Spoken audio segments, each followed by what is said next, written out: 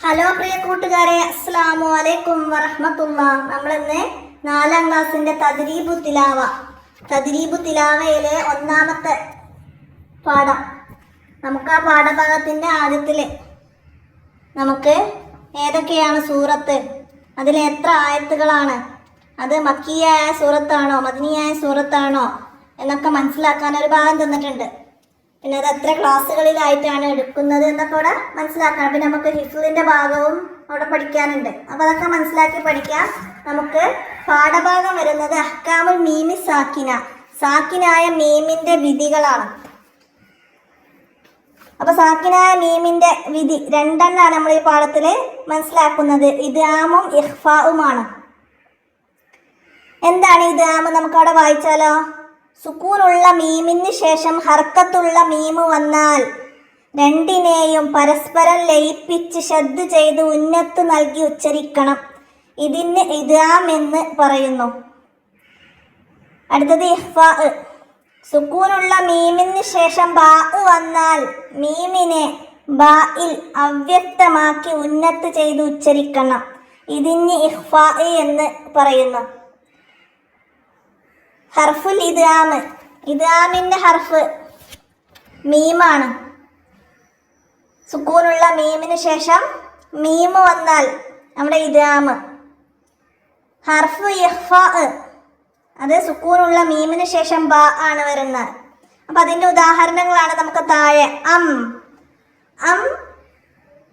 വന്നത്, അതിന്റെ അടുത്ത് അം പ്ലസ് മൻ. അം എന്ന അവസാനിക്കുന്നത് സുക്കൂനുള്ള മീമ് കൊണ്ടാണ്. അടുത്ത മൻ എന്ന് തുടങ്ങുന്നത് എന്താണ്? ഹർക്കത്തുള്ള ഒരു മീമാണ്. അപ്പൊ അത് രണ്ടും കൊണ്ട് ലയിപ്പിച്ചിട്ട് നമുക്കവിടെ അമ്മൻ, മീമ് ശദ്ദുള്ള ഒരു മീമായി. അങ്ങനെ ശദ്ദ് ചെയ്ത് ഉന്നത്ത് നൽകിയിട്ടാണ് നമ്മളവിടെ ഇദ്ഗാം ചെയ്യുന്നത്. അമ്മൻ, അം പ്ലസ് മൻ എന്നത് അമ്മൻ എന്നാണ് നമ്മൾ പാരായണത്തിൽ വരുന്നത്. ഇനി അടുത്തതാ ഹും എന്ന സുക്കൂനുള്ള മീമിന് ശേഷം ഹും പ്ലസ് ബിഹി എന്നുണ്ട്. അവിടെ സുക്കൂനുള്ള മീമിന് ശേഷം അടുത്തത് ബിഹി എന്നത് വരുന്നത് ബ ആണ്. ബ ഏത് ഹർക്കത്ത് ആയിട്ടും വരാം, ഫതഹ, കസറ, ലൊമ്മ ഒക്കെ വരാം. അപ്പൊ അത് രണ്ടും കൂടിയിട്ടാണ് ഹും ബിഹി.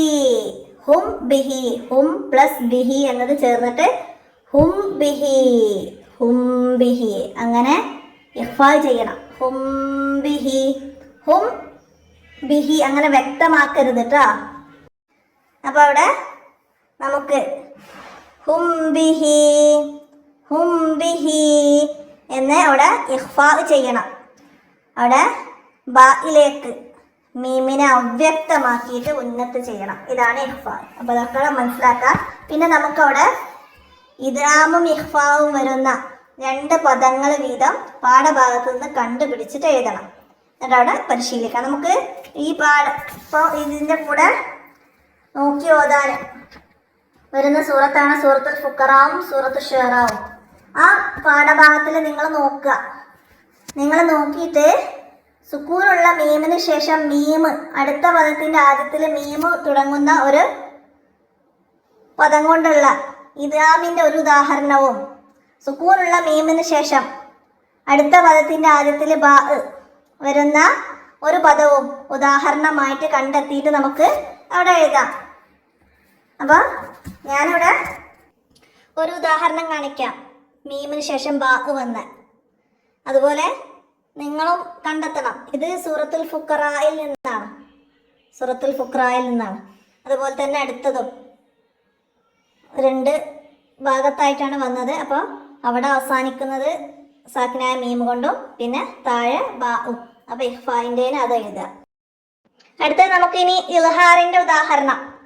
അവിടെ സൂറത്ത് ശുഅറാ, ആദ്യത്തെ ഫുഖറാ ആയിരുന്നു, ഇനി ശുഅറായിൽ നിന്നാണ്. സാക്കിനായ മീമിന് ശേഷം മീമ് കണ്ടെത്തിയിട്ടുണ്ട് നമ്മൾ. അപ്പോൾ അവിടെ ആയത്ത് നമ്പർ നോക്കുക. സൂറത്ത് ശുഅറായിലെ 15ാമത്തെ ആയത്താണ്. അപ്പൊക്കെ നോക്കിയിട്ട് നിങ്ങൾ മനസ്സിലാക്കുക. അടുത്തതും അതേപോലെ തന്നെ സൂറത്ത് ശുഅറായിൽ നിന്നാണ്. ആയത്ത് നമ്പർ 53.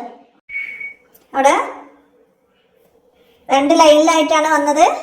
ഒരു ഭാഗം സാക്കിനായ മീം കൊണ്ട് അവസാനിക്കുന്ന, അടുത്ത് തുടങ്ങുന്നത് ഇദ്ഗാമിന്റെ മീം, ഷദ്ദുള്ള മീം. അപ്പൊ അവിടെ ചേർത്ത് ഷദ്ദ് ചെയ്ത് ഉന്നത്തോട് കൂടി ഓതലാണ്. ഇനി നമുക്ക് പദങ്ങൾ എഴുതി പരിശീലിക്കാം എന്ന ഭാഗത്ത് ഇതുപോലെ മീമിന് ശേഷം മീമ് വന്നതും മീമിന് ശേഷം ബാഹ് വന്നതും ചെറിയ ആയത്തിന്റെ ഭാഗങ്ങളുണ്ട്. അതൊക്കെ അവിടെ എഴുതിയിട്ട് നിങ്ങൾക്ക് ഇദ്ഗാം ഇഖ്ഫാവ് ഒക്കെ നന്നായിട്ട് മനസ്സിലാക്കുകയും ചെയ്യാം. നമുക്കതൊന്ന് നോക്കാം. അപ്പോൾ അവിടെ പദങ്ങൾ എഴുതി പരിശീലിക്കുന്നതിന് കൂടെ അവിടെ നമുക്ക് റെഡ് കളറിൽ വന്ന 2 അക്ഷരങ്ങളുണ്ട്. അങ്ങനെ മീമിനെ മീമിലേക്ക് ഇദ്ഗാം ചെയ്ത് ഓതുന്നത് അവിടെ നമുക്ക് മനസ്സിലാക്കിയിട്ട് വേണം അവിടെ എഴുതി പരിശീലിക്കാൻ. അടുത്തതാ അലൈഹിം മിനസ്സമാ. അടുത്തതാ ഇൻ കുന്തും മൂഖിനീൻ. മീമിനോട് ചേർന്ന് മീമു വന്നതാണ്. അടുത്തതാ ഫഖദ് കസ്സബൂകും ബിമാ. മീമിന് ശേഷം ബാ വന്നു.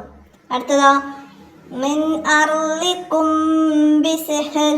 അങ്ങനെ അവിടെ മീമിന് ശേഷം ബാ വന്നതും മനസ്സിലാക്കിയിട്ട് നമുക്കവിടെ പകർത്തിയിടാം. ഇനി എന്താണ് അവസാനത്തിൽ വരുന്നത്?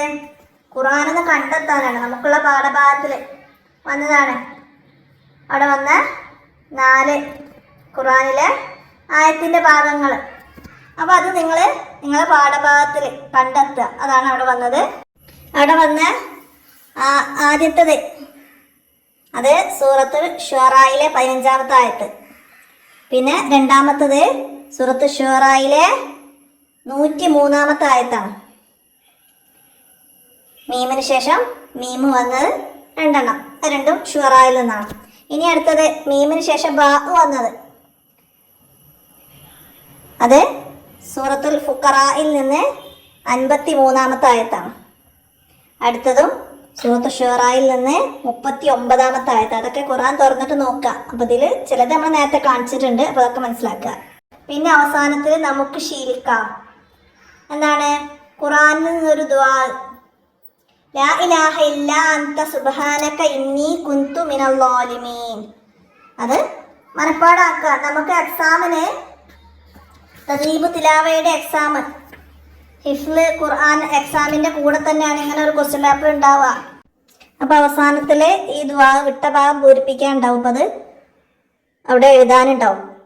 പിന്നെ എന്താണ് നമ്മൾ പാഠഭാഗത്തിൽ മനസ്സിലാക്കിയ ഏത് അക്ഷരത്തിന് ശേഷമാണ് ഇദ്ഗാം വരുന്നത്, സാക്കിനായ മീമിന് ശേഷം ഏത് അക്ഷരം വരുമ്പോഴാണ് ഇദ്ഗാം വരുന്നത്, ഏത് അക്ഷരം വരുമ്പോഴാണ് ഇഖ്ഫാ വരുന്നത്, ഒക്കെ നമുക്ക് ഒരായത്തിൻ്റെ ഭാഗങ്ങളൊക്കെ തന്നിട്ട് അടയാളപ്പെടുത്താനും അതിൽ നിന്ന് അക്ഷരങ്ങൾ എടുത്ത് ബോക്സിലേക്ക് എഴുതാനൊക്കെ വരും. അപ്പോൾ അതൊക്കെ മനസ്സിലാക്കണം കേട്ടോ.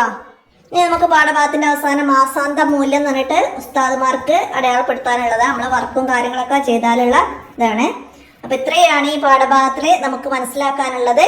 അപ്പോൾ എല്ലാവരും മനസ്സിലാക്കി ഉപകാരപ്പെടുത്തുക. വീഡിയോ കൂട്ടുകാർക്കൊക്കെ ഷെയർ ചെയ്ത് കൊടുക്കുക. നമുക്ക് അടുത്ത പാഠവുമായി അടുത്ത വീഡിയോയിൽ കാണാം. അസ്സലാമു അലൈക്കും വറഹ്മത്തുള്ളാഹി.